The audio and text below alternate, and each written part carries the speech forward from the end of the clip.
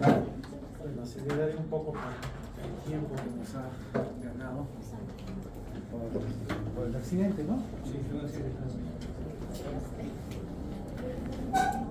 Bueno, la clase de hoy día es IPA, ¿no? Inspección, palpación, percusión y auscultación. Cuando hacemos IPA, tenemos que tomar en cuenta primero que es la inspección.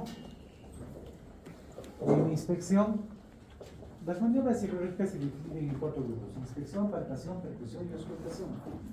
En la inspección tenemos 2 grandes grupos: la ectoscopía, que es el macro de la inspección, y luego la inspección propiamente por aparatos u órganos, ¿no es cierto, chicos? Entonces, ¿qué es la inspección? Es observar, ver, mediante el sentido de la vista, miramos, observamos. ¿Con qué objetivo? Con el objetivo de evaluar o apreciar o valorar alguna característica que nos permita llegar a un diagnóstico o al motivo por el cual el paciente está adoleciendo de algo. Entonces, tenemos que ver cuáles son las características: una buena iluminación, de lo posible, luz natural, posición correcta del enfermo y atención centrada en el paciente. A veces vemos, pero no sabemos observar. Podemos ver, pero no observar. Entonces, la inspección la podemos hacer haciendo una somática general o dividiéndolo al paciente por segmentos. Puede hacerse por aparatos, regiones, segmentos. Independientemente de cuál sea la forma, lo que tenemos que valorar es al paciente en su forma integral o en su forma total. Entonces, en la inspección nos va a permitir apreciar ciertas características en la ectoscopía. ¿Qué es la ectoscopía? El examen macro del paciente, donde yo solo observo al paciente. No hago otra cosa más que observar al paciente. ¿Eso qué significa? Que no lo voy a descubrir, no lo voy a destapar, no lo voy a agarrar, no voy a hacer otra cosa que ver al paciente. Solo es ver el macro.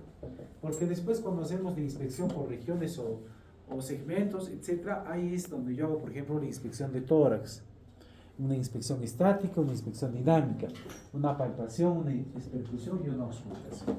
Pero esto de la ectoscopía es un examen general, donde yo voy a valorar, por ejemplo, la edad aparente del paciente. A mí me aparenta que Jeremy tenga, no sé cuántos años se pone, 15, ¿no? 17 años. Ya.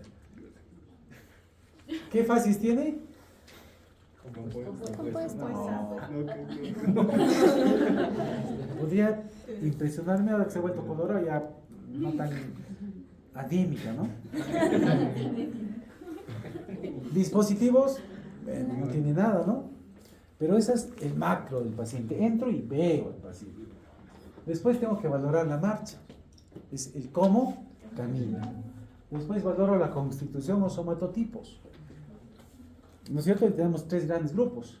La actitud o posición es siempre gracioso, ¿no? ¿Y cuál es la actitud del paciente? Es colaborador. Actitud o posición, fases. ¿Qué expresión me da el paciente? El estado de conciencia, estado de hidratación, nutrición, tipo de cráneo, edad aparente y dispositivo, ¿no? Son las cosas que yo valoro en un paciente ectoscópicamente. ¿Será importante el examen general de las prendas? Sí. ¿Y a qué? ¿Por qué? Porque nos va a guiar, si por ejemplo tiene alguna alteración mental. ¿Alteración mental? Claro, por ejemplo, A ver, pacientes psiquiátricos. ¿Quién tenía una alteración mental de tus compañeros? O el estado económico, ¿no? El nivel económico, socioeconómico. Como les imaginas, podría pertenecer a alguna tribu o a algún lugar. Por ejemplo, hay un paciente ahora que pertenece a una tribu y es un caso especial porque al parecer ya estaba bastante tiempo en el hospital y no les quieren ya recibir donde está en su tribu. ¿Ah, sí? Sí, están llamando. Medicina, Sí, es piñi piñi. Ah, ya está, sí, ¿no? Nosotros tuvimos un paciente el cual era Shipibo. Shipibo era Shipibo con Ivo. Tuvimos que llamar a mi hermano que trabaja en Antonio y una videollamada con un profesor que enseña la tribu y nos pudimos comunicar. Sí, pues eso nos orienta, ¿no? ¿A qué grupo, no? También nos orienta indicar alguna baja súbita de peso del paciente. ¿Si le queda flojo su ropa? En inspección general, marcha o ambulación, no confundan ambulación con deambulación. Deambulación es Camino.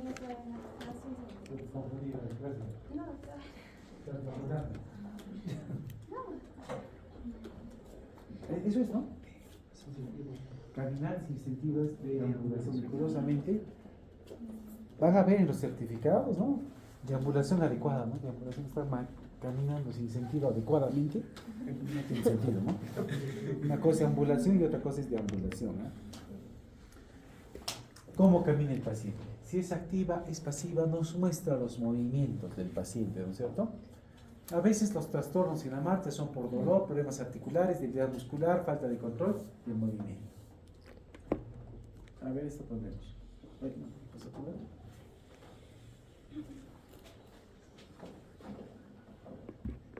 A ver, acá son unas marchitas que es copiado de internet que nos ayuda un poco a reconocer, ¿no? Bueno, ahora haremos una demostración de la diferencia.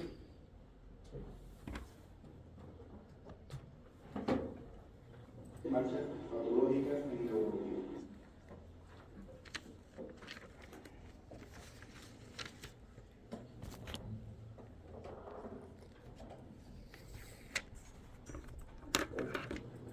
La marcha hemipléjica está caracterizada por la parálisis de un hemicuerpo. El paciente realiza un movimiento semicircular con la pierna afectada, arrastrando la punta y el borde externo del pie.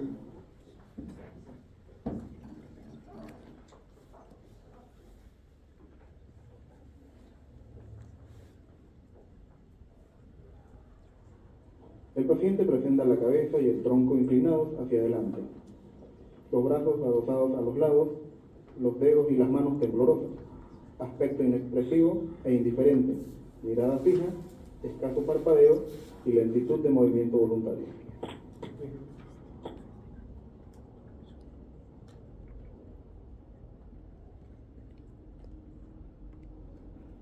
La marcha táxica se caracteriza por ser vacilante, con aumento de la base de sustentación, inestabilidad en el cuerpo y falta de medida en los movimientos.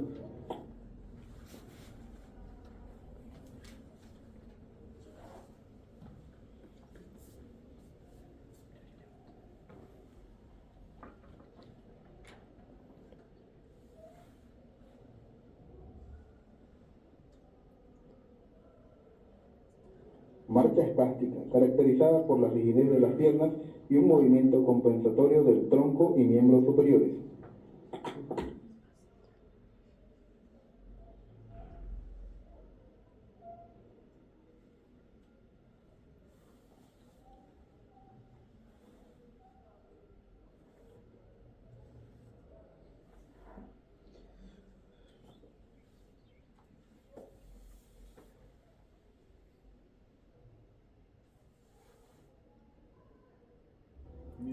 En la marcha parética el paciente levanta exageradamente la pierna a cada paso, mientras el pie cuelga apoyándose en su punta, la punta roza el suelo al andar.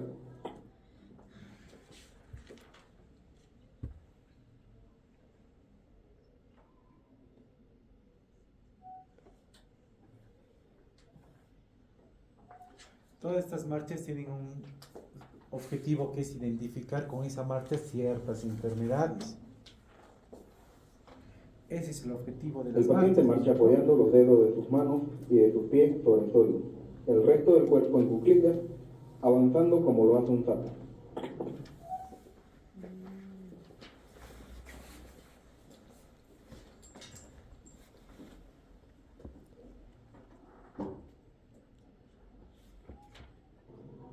El paciente camina inclinando su tronco alternativamente hacia la derecha y la izquierda.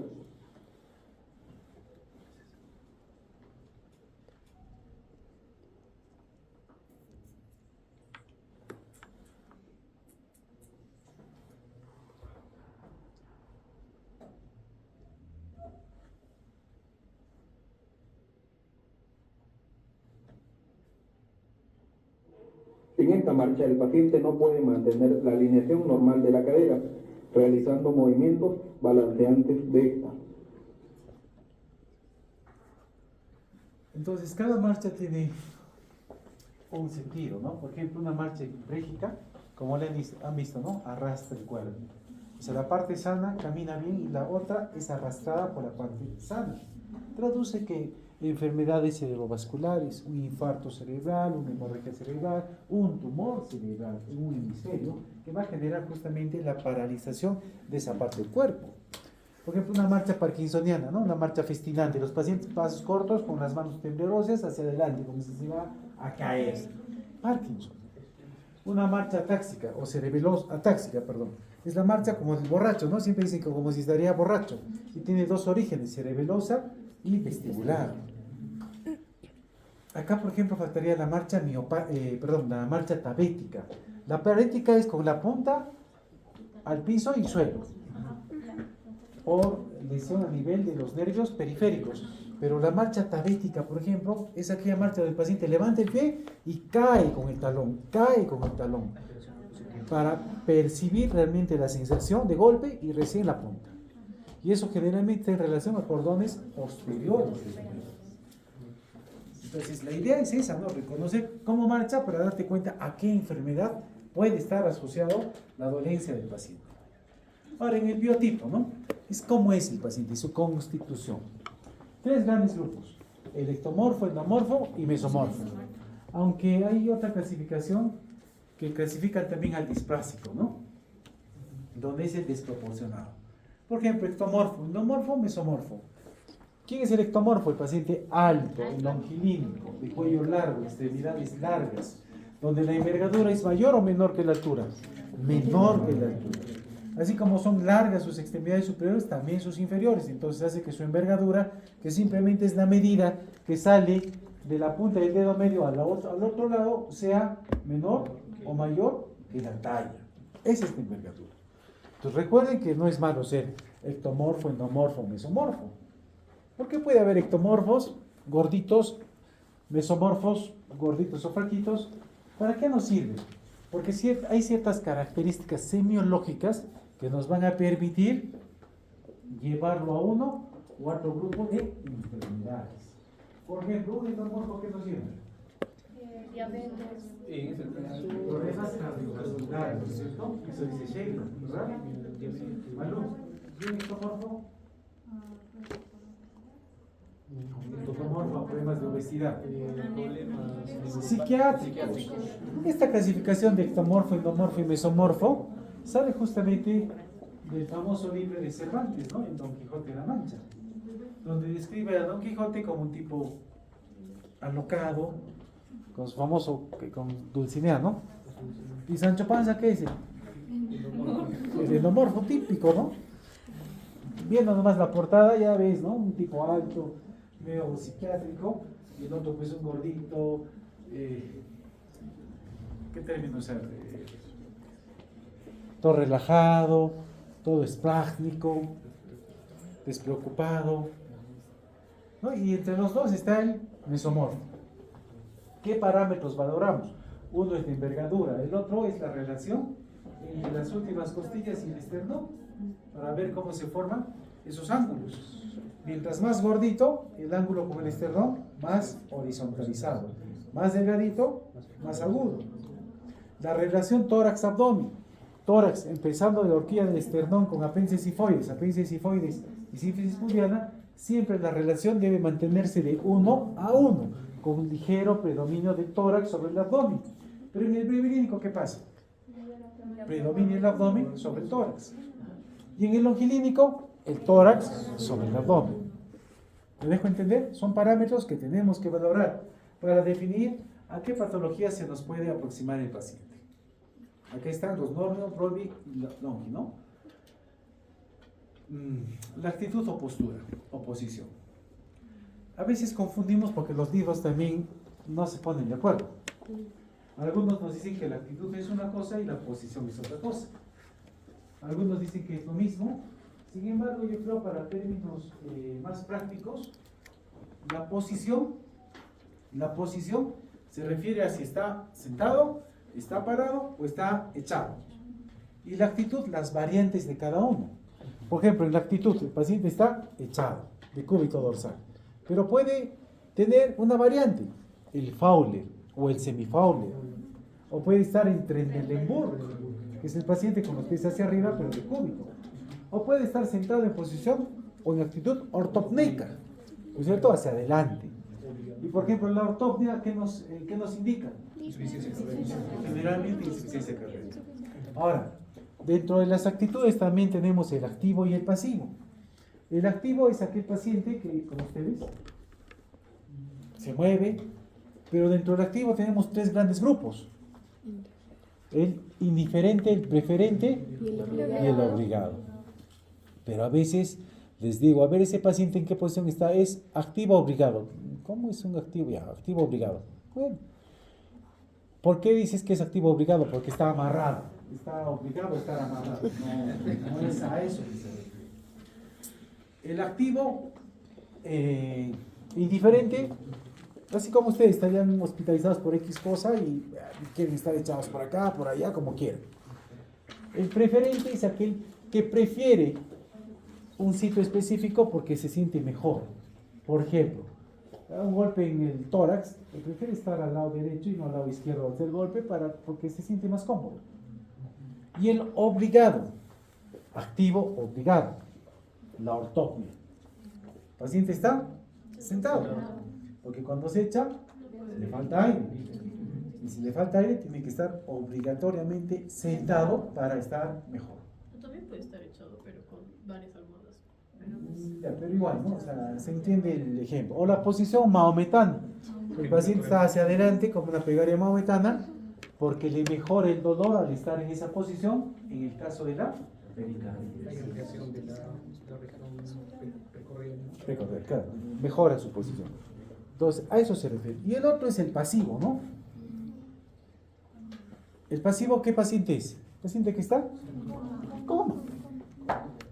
En coma, no se puede mover. Ese es el pasivo. O por X razón, no se puede movilizar. También hay posturas antálgicas, ¿verdad? Posiciones que el paciente adopta. Esta sería una preferente, una obligada activa. Posiblemente obligada activa, ¿no? Está obligado a... Y en el Parkinson, obligado también, pues no le queda de otra, ¿no? Tenemos una paciente con fractura de fémur, ¿no? Obligada activa, porque estaba con su yeso que no podía movilizarse, era obligada a estar en esa posición por su fractura, no por su yeso, por su fractura.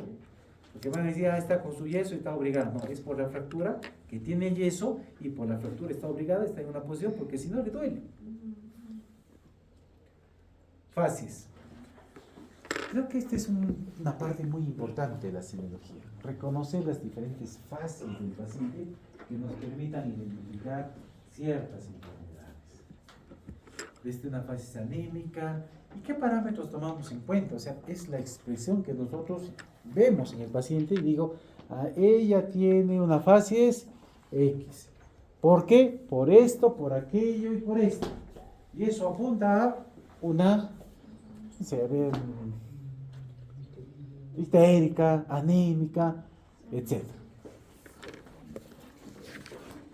Miren, fases pálida, fases febril, fases cianótica, hipocrática, caquética, ictérica, esclerodérmica, hipotiroidea, hipertiroidea. Acá me voy a frenar un poco, porque es un capítulo importante. A ver, Kawaya. ¿Cómo es una fase hipertiroidea? En la fase hipertiroidea vamos a observar una expresividad en la cara, aparte la piel va a estar sedosa, brillante. Menciona que los ojos pueden estar sobre... los ojos van a estar sobreexpuestos. Sobreexpuestos. Puede haber edema palpebral.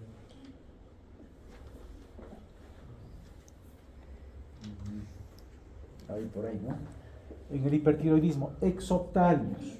O sea, los ojos protruidos.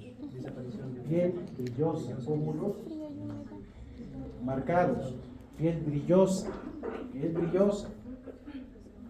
Y a veces, como no corresponde a facies, es un cuello ancho. A ver, vamos con Kawiri. ¿Perdón? Kawiri. ¿Dónde está? Aquí. Ah, a ver, ¿cómo es una facies hipotiroidea? Bueno, básicamente el paciente va a tener poca expresividad, va a tener una piel seca y áspera, va a tener ausencia de la cola de las cejas, va a tener macropirosia y va a tener un color amarillento. Ya. Una palidez amarillenta, piel seca, Seca y áspera. nariz ensanchada, macroglosia, ausencia de la cola de las cejas y a veces un edema. ¿Y qué?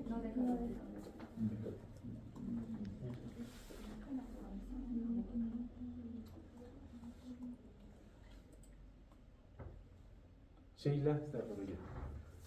A ver, ¿cómo es una facies parkinsoniana? Es una fase que es inexpresiva, o sea,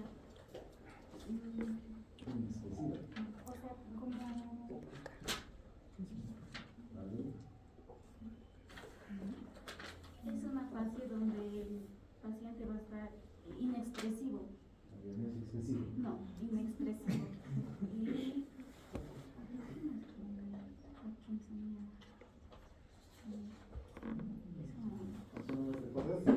Y ¿No está rotando conmigo acaso?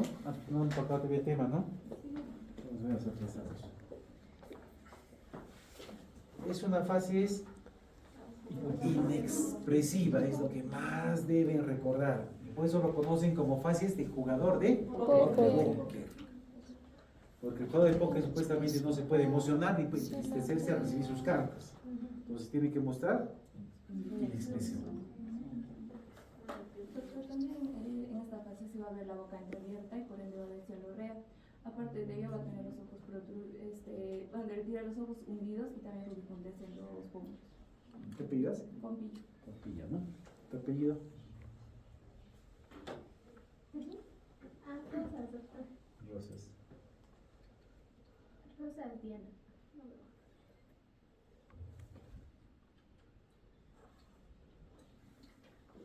Diana, ¿no? Sí, doctor. Listo. Miren estas fases. Anémica, ¿no? Lo más llamativo, la palidez. Leónica. Lepra, ¿no? Miren la infiltración de la piel de la frente, los arcos, de toda la cara, ¿no? Da la impresión de que fuera un león. Bueno, no sé por dónde salta león, pero eso es. Fases lúpicas. Las famosas alas de mariposa, ¿no? Las alas de mariposa que siempre respetan los surcos nasogenianos. Y es un eritema medio rojizo, ¿eh? Que nos diferencia de la eritrocianosis, que es un eritema oscuro. Las famosas alas de mariposa en el lupus, ¿no? Fases lúpicas, ¿no? Otra variante, pero ya con descamación. Fases hipotiroidea, lo que hablaba Caminé. Poca expresividad. Adenoidea. Miren, las adenoides, no las amígdalas, ¿no? Encima de las amígdalas están las adenoides, que están en la parte posterior de la nasofaringe. Estas a veces se obstruyen, sobre todo en niños, y tapan adecuadamente la respiración. Y eso hace que ellos respiren de una forma diferente, por la boca sobre todo.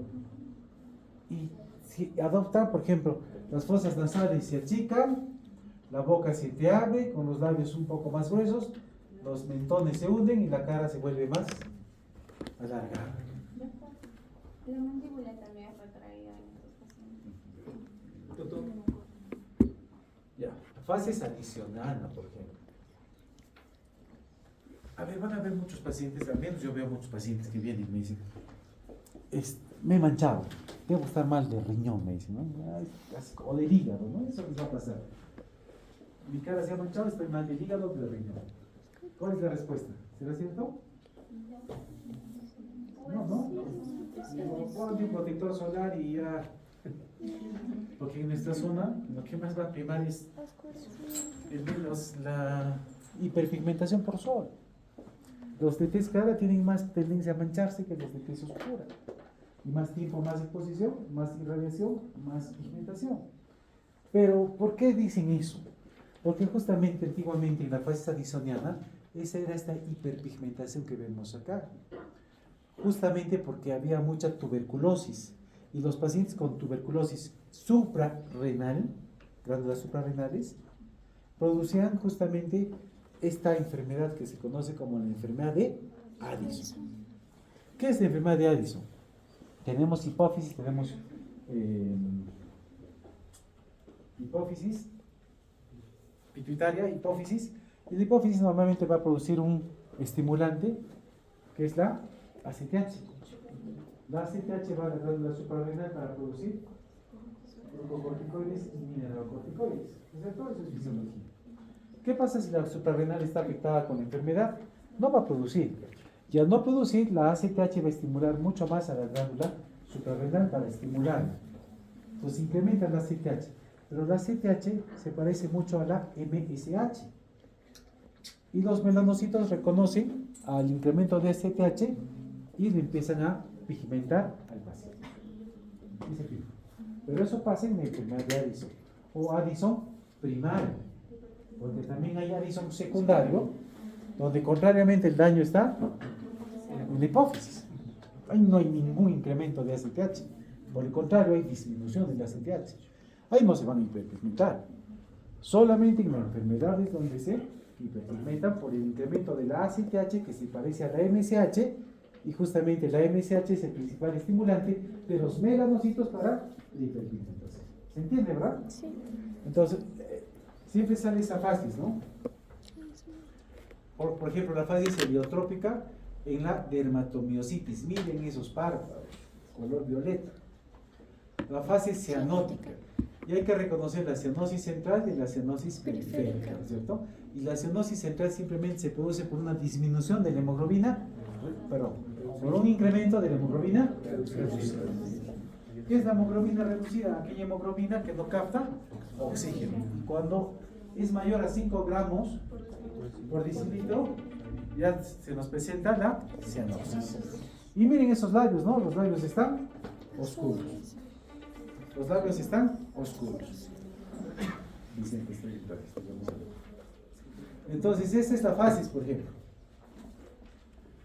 Miren, ahí no se van a equivocar, es una fase ictérica.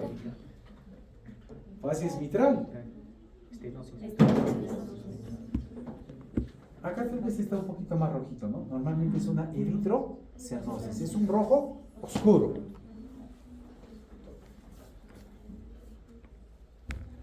Hipotiroidea, ¿no? Hipertiroidea. Está saliendo sus ojitos.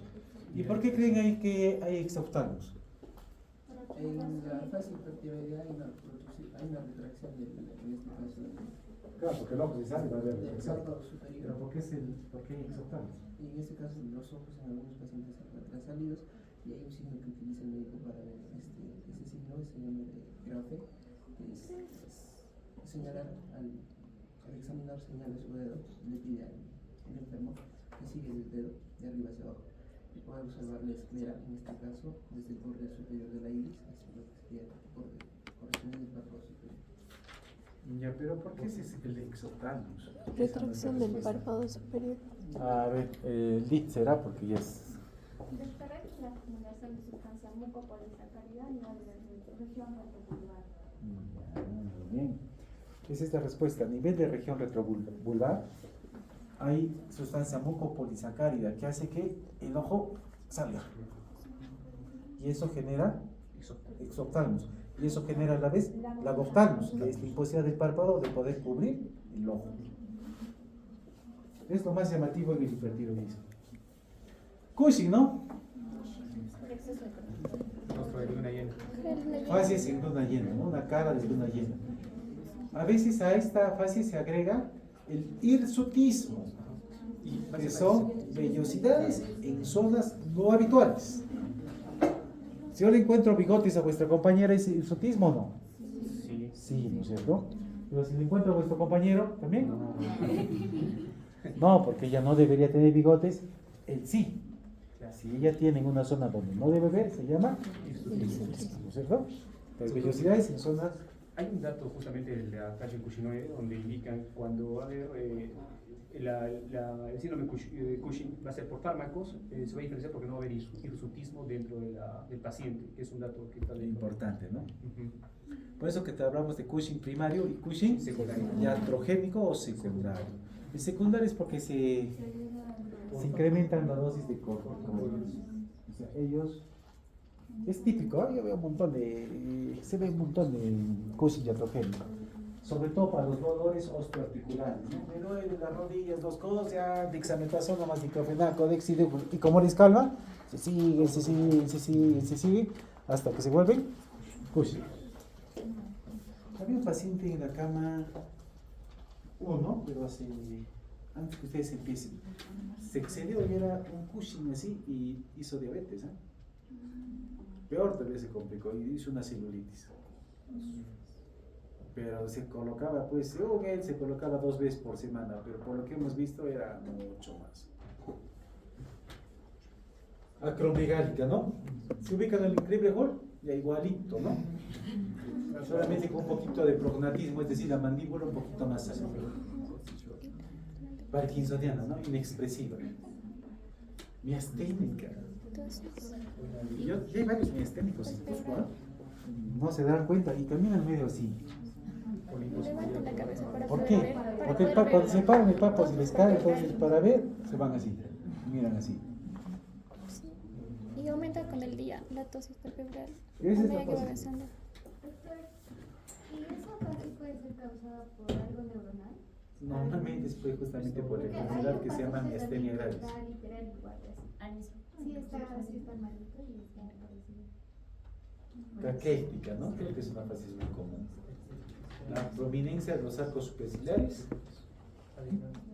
depresiva, edematosa, mongólica. ¿Cómo se dan cuenta que esta fase es mongólica? Al tiro sale, ¿no? Pero ven qué características ustedes se dan cuenta. Hipertelorismo 1, la incantación baja de las orejas, la comisura medial de los ojos, hay presencia, es más, ajá. Y los huesos nasales planos. Generalmente son planos, ¿no? Pero más que todo, las orejas. Más que todo, ¿qué es el hipertelorismo? Separación de los ojos. ¿Qué es el hipertelorismo? No sabe. Es la separación de los ojos. ¿Cómo me doy cuenta de ese dato de las orejas pequeñas? Es viéndolo, ¿no es cierto? Pero recuerden, el ángulo tiene que ir con la parte superior de la implantación de las orejas. Ahí. Y en ellos, más descendido. Están examinando acá algunos, ¿eh?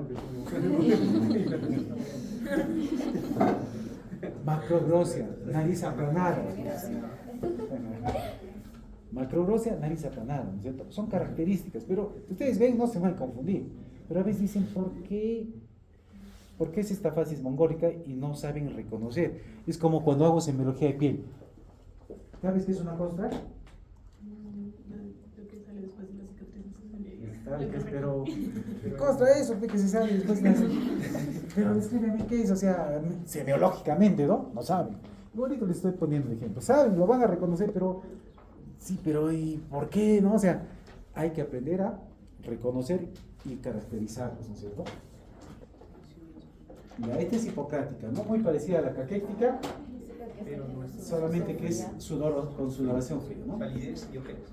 La facies famosa de Claudia Bernard Horner y la facies de Bell. ¿Ven esta facies de Bell, no? Es una parálisis facial. ¿Qué parte de la cara crees que está dañada? ¿Esta parte o esta parte? La izquierda. La izquierda del paciente. Sí. ¿Qué opinan ustedes? La derecha. Ah, por el Bell. Y pasa casi con frecuencia veo pacientes con parálisis de Bell. ¿Nervios? Nervios.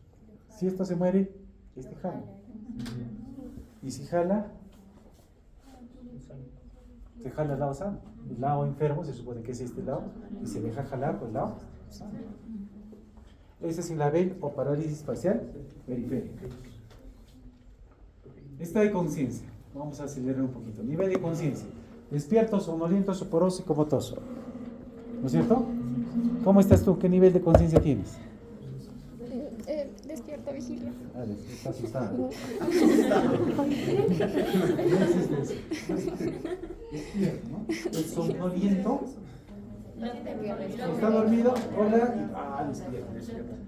El soporoso. Despierta, nada.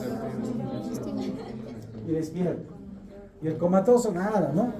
Es la forma más sencilla de clasificar, porque cada libro les va a decir un montón de clasificaciones, pero con esta se defiende bien. Ahora, lucidez, contenido, orientación, auto y algo, ¿no? Esta es nutrición. ¿Este está bien nutrido? No. Antes decían sí, ¿no? Antes las mamás buscaban que sus hijos estén asícitos. No está asícito, pobrecito, ¿no? Y ahora ya se ha demostrado que este grupo de pacientitos tienen mucha tendencia a ser diabéticos o enfermedades cardiometabólicas cuando son grandes. Un buen porcentaje. Hidratación, ¿no? Los edemas, ¿no? Y el otro deshidratado. Tipos de cráneo, dólico, bráquico. ¿Cómo es un dólico cráneo? Un dólico cráneo es aquel cráneo alargado que corresponde al longilínico. Un cráneo más ensanchado corresponde al brevilínico. Normalmente la relación del cráneo se mide entre las apófisis parietales externas y entre la gravela y la protuberancia occipital externa. Dividimos y lo multiplicamos por 100. Si está entre 75 y 79 es normocéfalo. Si está más de 80, significa que el cráneo está más ensanchado y es brachiocéfalo. Y si es más alargado, significa dodecocéfalo. Ahí están, ¿no? Las medidas. No más que cuando les digo, a ver, mira, desde la gravela, me dicen, ¿no? Y la gravela se anotan aquí, gravela, ¿no? ¿Cuánto es la gravela? Mira, ¿cuánto hace la gravela?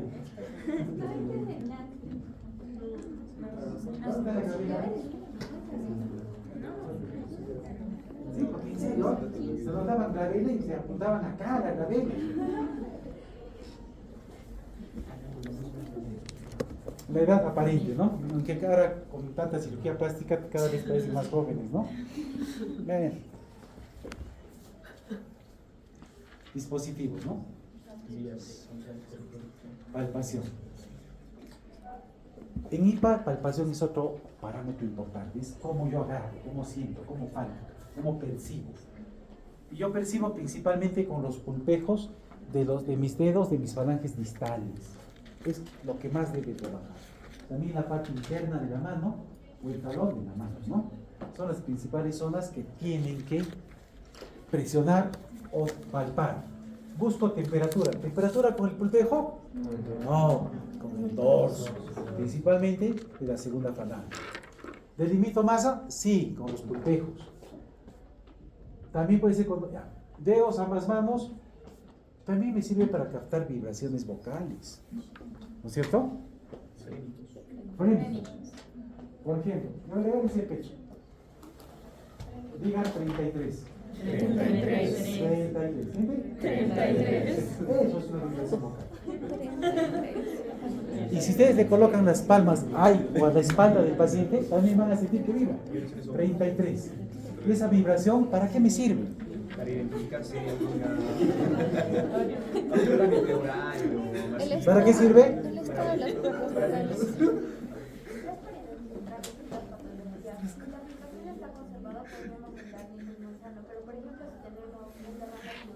Por el mismo hecho de que el contenido dentro del pulmón, esta vibración no va a ser, digamos, que satisfactoria y por ende puede bajar, entre otras patologías. La vibración es lo que golpea el pulmón contra la caja torácica. Si hay algo en el espacio pleural, no va a golpear y la vibración vocal cae. En cambio, en una neumonía está la condensación, va a hacer que choque con más fuerza con el pulmón y la vibración se sienta más fuerte. No me están preocupando, me están esperando en la puerta, ¿no? Falta 9 minutos. Puede ser tamaño, dureza, bordes. También buscamos dolor. dolor, ¿no? A veces estamos palpando el hipocondrio derecho, sobre todo en los pacientes con vesícula, y les duele. Ustedes siguen palpando, ¿no? Para ver cuánto les duele. Y eso pasa con frecuencia. Por ejemplo, hay un famoso signo de Murphy, el famoso Murphy, ¿no? Y el Murphy a veces ustedes presionan el hipocondrio derecho debajo del reborde costal y buscan dolor. ¿Le duele? Sueltan, ya no le duele. Pero el Murphy típico es ustedes cogen al paciente, presionan hasta que le duela. Se mantienen ahí, sueltan un poquito, no le duele al paciente. ¿Le duele? No, ya no. Como ya no te duele, le dices, toma aire, inspira. Y al inspirar, va a dejar de inspirar por el dolor. Ese es el Murphy positivo. Ese es el Murphy que te está traduciendo proceso agudo, y eso generalmente es quirúrgico. Porque el Murphy positivo no es presionar y que le duele. Es lo que les he dicho. Por ejemplo, siempre al lado derecho del paciente, solamente corazón y vaso al otro lado. La técnica, hay varias técnicas de palpación y va a depender mucho de la estructura anatómica que estamos palpando. Pero recuerden que palpación también agarra vibraciones vocales que hemos visto en pulmón. Y la idea no es aplastar hasta que le duela, sino es percibir lo que yo puedo encontrar a la palpación. Y va a depender mucho de lo que están buscando, ¿no? Unimanual, acá vamos a tener también la bimanual, que generalmente son para algunos órganos, ¿no es cierto? Ahora, tipos de palpación, va a depender mucho de qué estructura estamos agarrando, ¿no? Ahora, ¿tacto está dentro de palpación? Por supuesto, porque también acá ya agarramos dentro de palpación el tacto rectal y el tacto vaginal. ¿Y qué buscamos con eso? Definir con el dedo alguna estructura anatómica, ¿no? Que esté diferente. En varones la próstata. En las mujeres generalmente buscan cuello uterino y buscan dolor para buscar alguna enfermedad pélvica inflamatoria. Descripción igual, forma, límite, superficie, sensibilidad, tamaño, consistencia, humedad, movilidad, temperatura. Percusión. Otra maniobra, ¿no? Es generar sonido. Los he estado viendo a los chicos que han venido y, bueno, es parte de, ¿no? Están agarrando así, no pueden sacar todavía sonido, ¿no? Están ahí. Pensando que están tocando la puerta. O sea, es parte de, ¿no es cierto, Josué? Es parte de.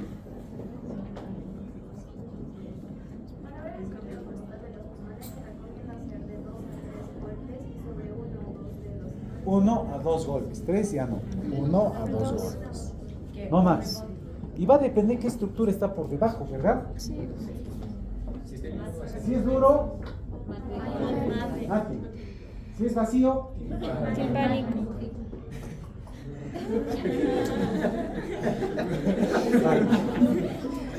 Y si es timpánico, ¿qué significa? Aire, hueco, vacío.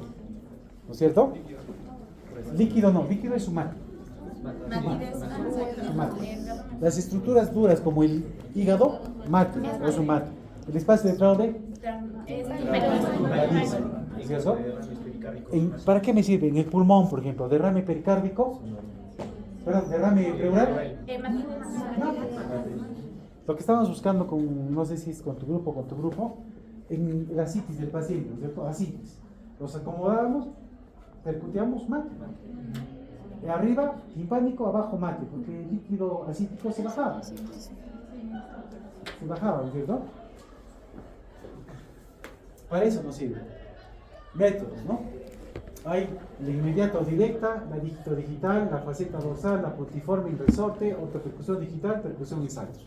Va a depender mucho, ¿no? Mira, acá me voy a dar cuenta. Raigo, ¿no? No es cemento.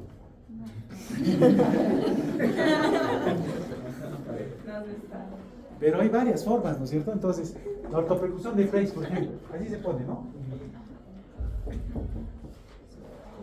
Para estructuras donde yo no puedo llegar. Pero la más común es la digito-digital, ¿no?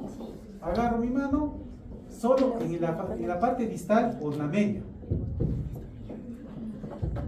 No, así no, ¿no es cierto? O puede ser el índice o puede ser el medio. Entonces, cada vez van a ir a practicar ese caso. No, es broma. Mate, pánico, claro, metálico y no hay pescar. Auscultación. Es otro método, ¿no? La NIC, en 1816, descubre el estetoscopio. Entonces antes se pegaban así, ¿no? Imagínate, no estaba sudando el paciente y estabas ahí. Ahora tenemos el estetoscopio que nos permite identificar sonidos, ¿no? Y nos sirve principalmente a órganos que se mueven, ¿no es cierto? Corazón, arterias y vasos sanguíneos, intestinos. ¿Por qué encontramos ruidos irregulares? Porque el peristaltismo intestinal mueve agua, alimento y aire. En el murmullo vesicular del pulmón, el aire pasa hacia los alveolos y sale. Y tampoco es auscultar por auscultar. Miren pues, cómo se auscultaba. ¿Cuál quisieran hacer ustedes? Y el corazón, los focos aórticos, los focos cardíacos. ¿Y qué busco? El sonido normal y los diferencio a los sonidos anormales que generan soplos. ¿Por qué se genera un soplo cardíaco? Por la estenosis mitral. La estenosis es la dificultad que tiene el flujo sanguíneo.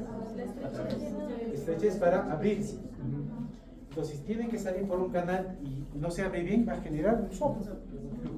Igual, si salió y al regresar tiene que cerrar, si no se cierra bien, se llama insuficiencia, también genera un soplo. Sistólico, diastólico. Sistólico, diastólico, ¿no? En pulmones también hay que saber dónde auscultar, porque a veces están auscultando ustedes en la fosa lumbar, no hay murmullo vesicular. Ruidos silbatorios. Hay fístulas de la arteria renal. Y la auscultación abdominal, ¿no? Hay que saber también dónde auscultar. Muy bien, chicos. Recuerden estas maniobras.